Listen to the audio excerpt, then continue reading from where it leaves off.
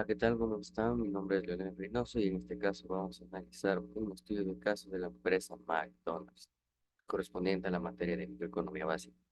Así que comenzamos. La primera interrogante que tenemos para lograr minimizar los costos, ¿qué debería procurar Ray Kroc en términos económicos? Bueno, Ray Kroc debería realizar un análisis económico y de sus cuantas con el objetivo de obtener un nivel óptimo de producción. Pero ¿qué le va a permitir a Ray Kroc hacer estos análisis?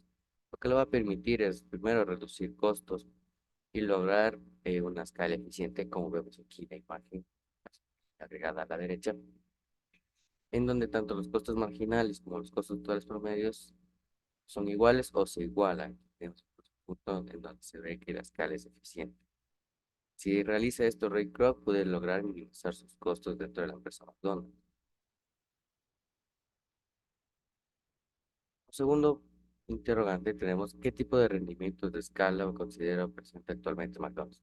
A mi consideración, luego de haber realizado el análisis del caso y de haber visto la película propuesta para hacer el análisis del caso, considero que el rendimiento de escala es decreciente, a pesar del amplio tiempo que McDonald's tiene dentro del mercado de comida rápida. ¿Por qué digo que tiene un rendimiento a escala decreciente? Por el hecho de que, bueno, ante un incremento de sus factores de producción, que son trabajo y capital representados por L de labor, K de capital, las proporciones en cuanto a incremento de la cantidad van a ser menores, como vemos aquí en la imagen que está a la derecha.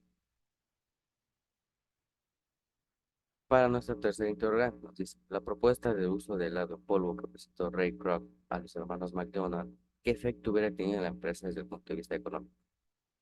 Partiendo de, bueno, considero que la idea de usar un helado en polvo en esos tiempos para McDonald's hubiera sido algo muy novedoso.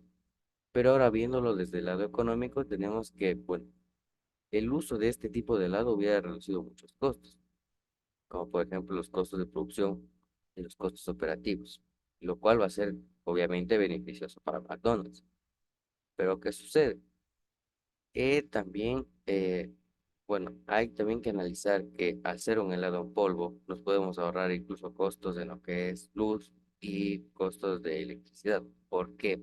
Porque el helado en polvo incluso es más fácil de almacenarlo y no necesita refrigeración como lo necesita un helado tradicional. Además, transportar un helado en polvo va a ser mucho más fácil que transportar un helado tradicional. Y con la última interrogante nos dice, ¿cuál sería la tasa marginal de sustitución para McDonald's? Y en uno de sus locales inicialmente tienen 8 trabajadores que producen 500 hamburguesas diarias y se incrementa un trabajador adicional, logrando una producción de 515 hamburguesas diarias. Bueno, sabemos que para calcular la tasa marginal de sustitución necesitamos como datos los cambios que se producen tanto en capital como en el trabajo. En este caso solo nos dan los cambios que se dan en el factor trabajo.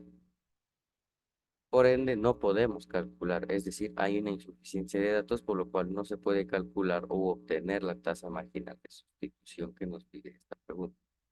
Pero aquí en la derecha se representa un gráfico en el cual, bueno, es un gráfico como representación de cómo tendría que haber, de cómo tendría que ser la gráfica de la tasa marginal de sustitución si no hubiera una insuficiencia de datos, es decir, si tuviéramos los cambios que se producen en el factor capital y los cambios que se producen en el factor trabajo.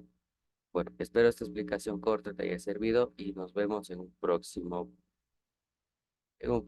video.